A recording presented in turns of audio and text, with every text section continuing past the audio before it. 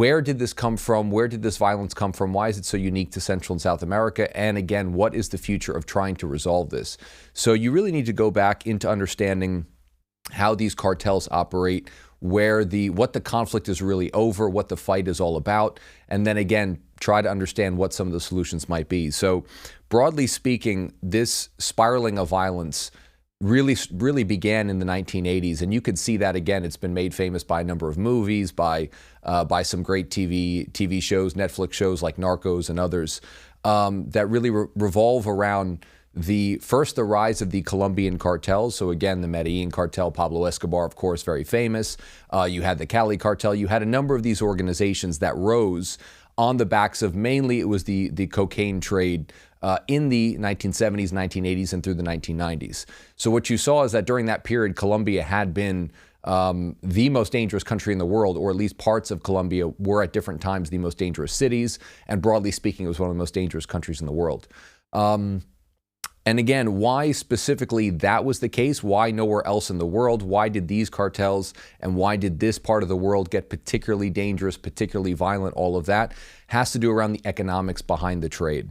So cocaine is a very interesting drug when you compare it to some of the other drugs out there, whether it be marijuana, whether it be heroin, things like that.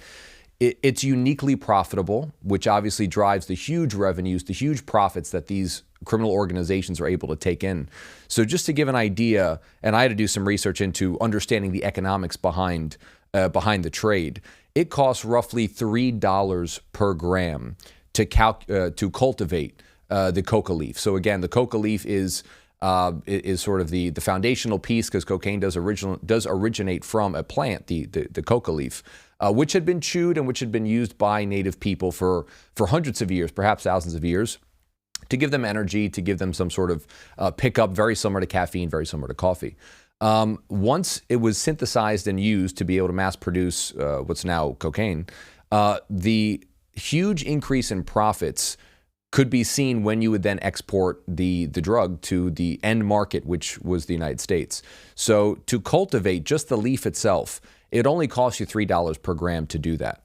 When you eventually get to the street level, and when you eventually get to dealing that cocaine in its pure form, you're able to sell that in the U.S., for example, on the street for $125 a gram. So you're really looking at absurd, obscene profits, 40 times the profit you can make from the growth to the eventual sale on the street. So if you think economically, if you think of of owning a stock, for example, you consider if I wanted to invest in the S&P 500, if my investment grows 20% year over year, that's a phenomenal investment. If I double my money, that's a tremendous investment.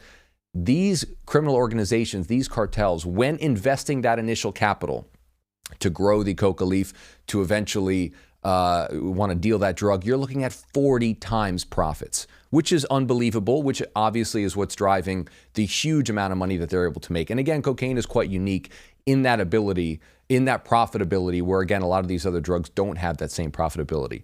Now, some of the reasons for that are a few. One being, it's a very unique drug in the sense also where it's grown and cultivated. It's only grown in South America. So you need very particular conditions for the coca leaf to thrive. You need typically higher elevations. You need a bit of humidity. You need plenty of sunlight. So you need some sort of mix of a jungle-like environment, yet at higher elevations, but also with a lot of sunlight. So again, South America is very unique globally for having the perfect conditions, and in some ways, some of the only conditions for the coca leaf to thrive. So you're looking at a drug, a highly addictive drug, where it's only cultivated or even able to be cultivated in a very small piece of territory. So again, Colombia is by far the #1 producer. Then you have Peru, a little bit of a ways below that. And then you have Bolivia sort of way off as the third largest producer. But again, South America, broadly speaking, is where this is able to be grown in quantity. So you have, again, a very small geographic area where these criminal organizations, again, are able to control and thrive and whatnot. And then once you're able to get that, all you need to do is get it to the United States. And then once you do, obviously, the United States is a relatively wealthy country. People are willing to spend quite a bit of money for their illegal drugs or whatever the case is. So that's then driving that huge increase in the value from getting the product from point A to point B, being point A in South America to point B being in the United States on the street. So that obviously drove these huge profits and these huge revenues that these South American cartels were able to make back in the 1980s, back in the 1990s, Pablo Escobar, etc.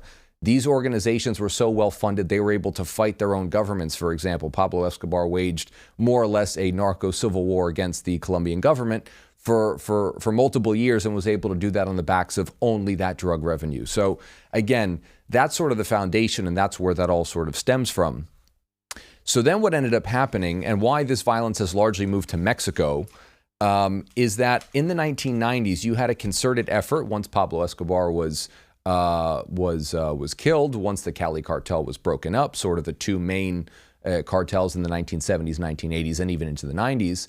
You then had a sort of a concerted effort from the United States government, a plan called Plan Colombia, in order to try to bolster the Colombian government, support Colombia, which was and is a major U.S. ally, in its fight against drug trafficking.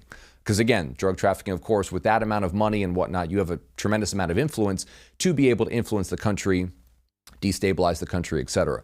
So the Americans had this plan to pump a lot of money, equipment, training, pretty much anything that you would expect a government to need to be able to combat some of these organizations.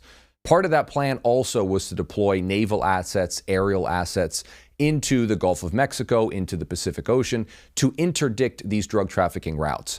So again, the typical way, the historical way back in the 1980s and 1990s for these cartels to transport their illegal drugs was through sea. So they would go through the Gulf of Mexico, through the Pacific Ocean. They would then maybe stop at some of these Caribbean islands. Very famously, one of the associates of Pablo Escobar bought a private island in the Caribbean only as a hub to be able to receive the illegal drugs and then to be able to bring them to the United States.